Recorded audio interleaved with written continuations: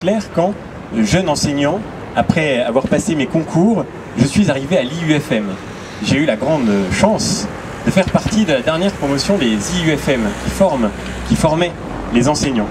Et le discours avec lequel nous avons été accueillis par un inspecteur général de l'éducation nationale, le discours avec lequel nous avons été accueillis tenait en quelques mots: vous n'avez rien à transmettre. Vous ne devez pas transmettre un savoir. Vous ne devez pas transmettre une culture. Vous ne devez pas faire comme si dans votre salle de classe il y avait quelqu'un qui savait et qui apprenait quelque chose à d'autres élèves en face de lui. Vous savez, nous disons souvent que l'éducation nationale est dans une situation d'échec, qu'elle connaît une crise. Mais ça n'est pas vrai du tout. L'éducation nationale n'est pas du tout en situation d'échec. Elle a parfaitement réussi le projet qui lui avait été assigné. Elle l'a réussi à la perfection. Elle a accompli de façon absolue ce projet de refus de l'héritage. Ce refus parfaitement négatif de tous les savoirs que nous avions reçus et que nous nous sommes refusés à transmettre. Parce que transmettre, nous disait-on, c'est aliéner les enfants, c'est les enfermer. La culture générale, disait-on, est discriminatoire. C'est pour ça qu'il faut la retirer des concours des grandes écoles. Parce que la culture, ça produit de la ségrégation. Bref, on nous expliquait que la culture que nous voulions transmettre, elle allait enfermer les enfants que nous avions en face de nous, les élèves, les adolescents, les étudiants.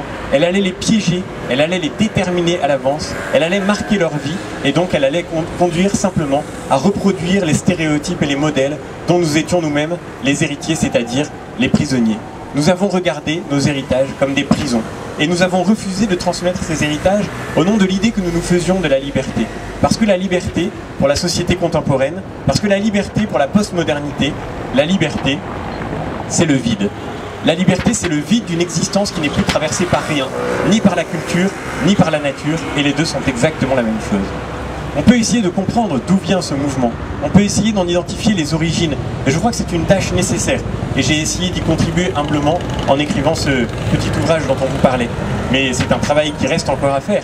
Et chacun d'entre nous, chacun d'entre vous, je pense, peut faire cet effort de discerner dans le discours commun, dans le langage contemporain, tous les symptômes auxquels nous pouvons reconnaître cette pathologie profonde, cette maladie qui s'appelle la crise de la transmission, le refus de la transmission. En fait, ce qui s'est passé est très grave parce qu'au fond, nous nous sommes trompés sur la signification même de la liberté. Peut-être n'y avait-il au fond, derrière ce refus de transmettre, qu'une sorte de générosité mal placée. L'enfer est pavé de bonnes intentions. Et derrière ces bonnes intentions qui sont petit à petit devenues une idéologie, qui se sont crispées dans une fiction, qui se sont enfermées dans un mensonge, derrière ces bonnes intentions, il y avait surtout une idée profondément fausse de ce qu'est la liberté. Nous avons cru que la culture enfermait les autres. Nous avons cru qu'elle enfermait ceux qui la recevaient dans des stéréotypes déjà formés. Vous le connaissez bien, ce mot de stéréotype. Il est devenu l'obsession du ministère de l'Éducation nationale. Désormais, les enseignants n'ont plus pour but de transmettre un savoir, mais de déconstruire des stéréotypes. C'est là leur mission première. Déconstruire, par exemple, les stéréotypes sexués qui nous angoissent tant, c'est-à-dire défaire tout ce que la culture nous a laissé pour apprivoiser cette différence de l'homme et de la femme.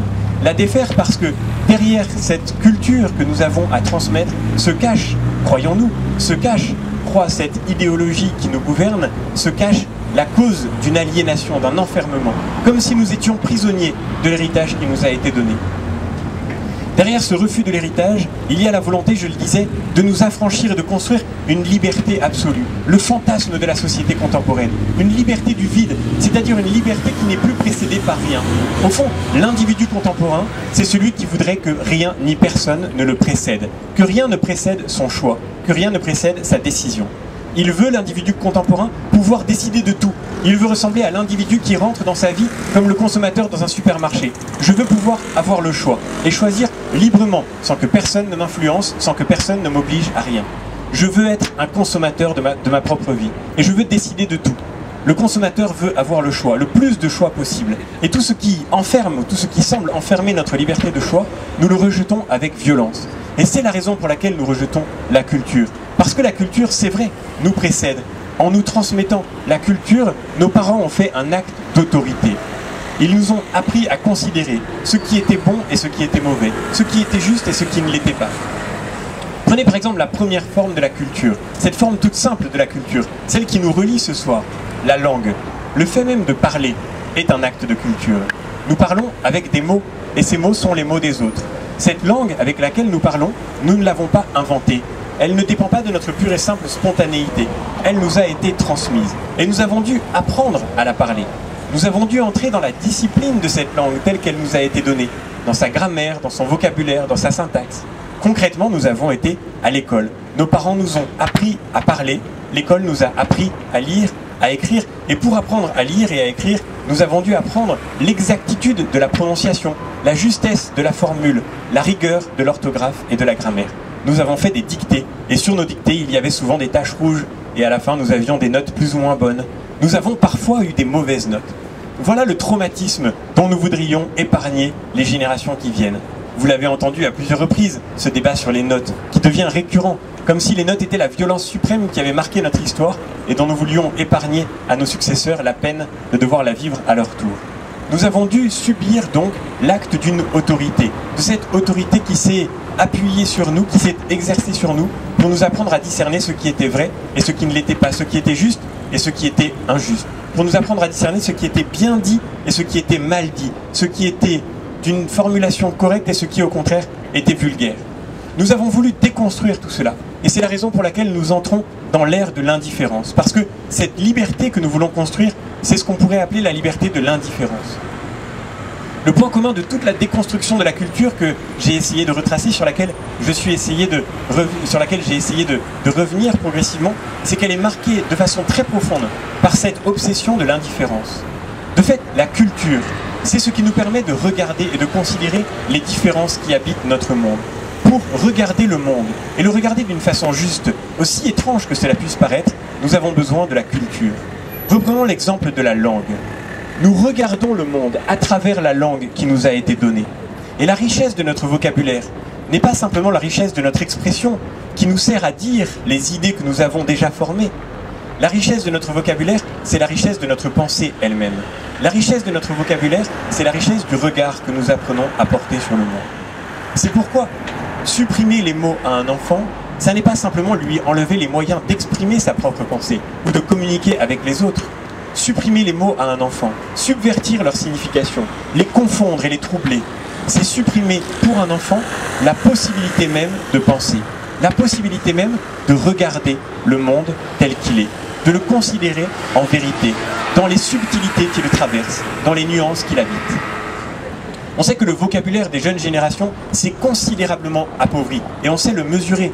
Le vocabulaire des jeunes qui aujourd'hui sortent de nos lycées a été divisé par 10 par rapport à celui de ceux qui sortaient des établissements scolaires français il y a de cela un siècle ou 80 ans.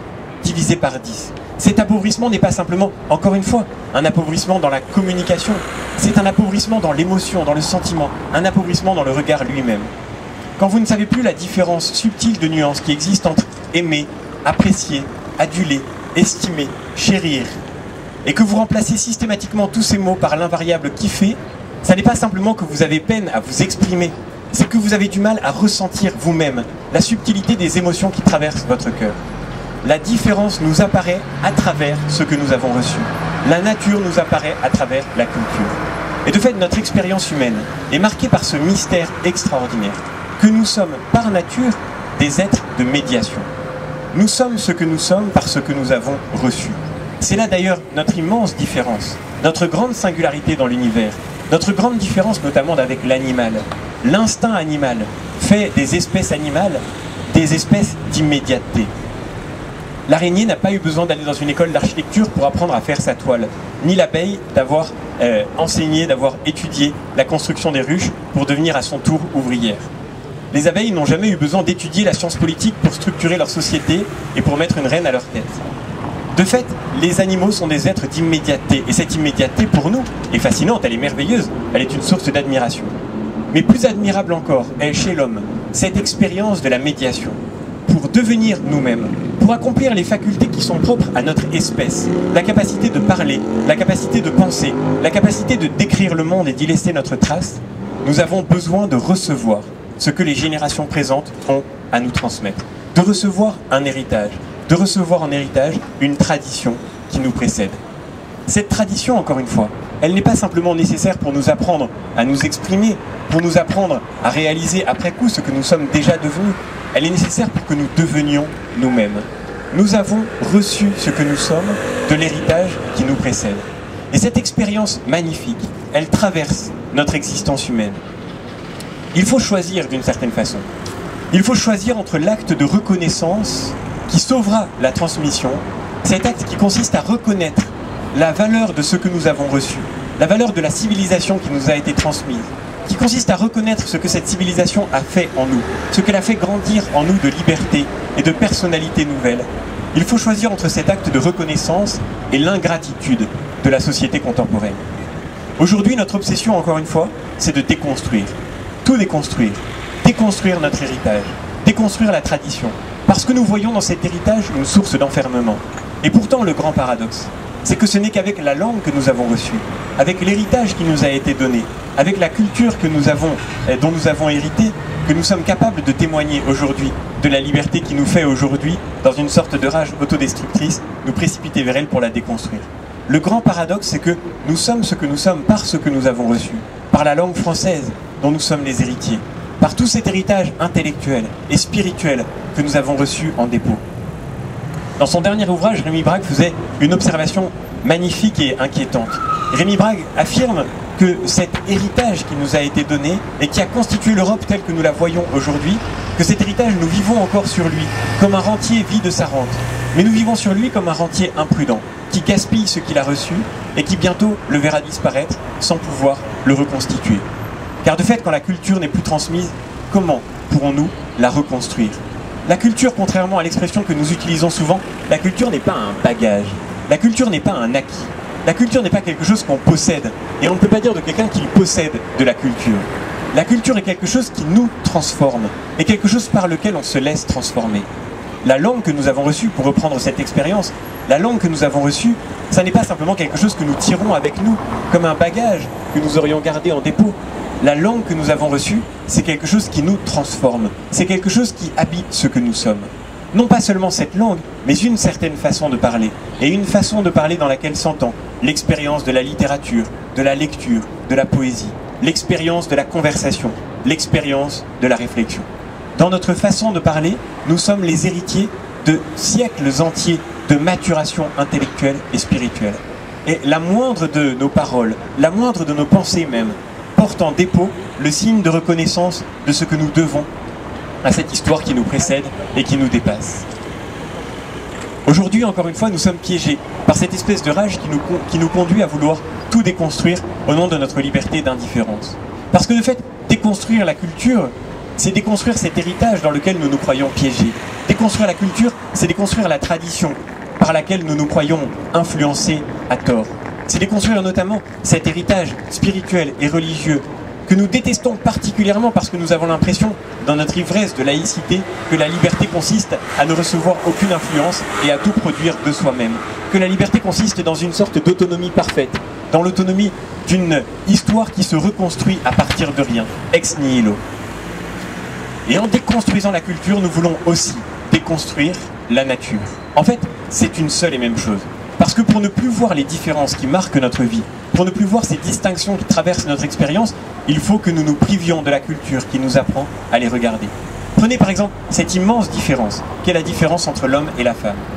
La différence entre l'homme et la femme est une différence naturelle. Elle traverse nos organismes, elle traverse nos corps, elle traverse nos histoires dans ce qu'elles ont de plus naturel. Et même, j'allais dire, d'une certaine façon, dans leur dimension la plus vitale, la plus élémentaire.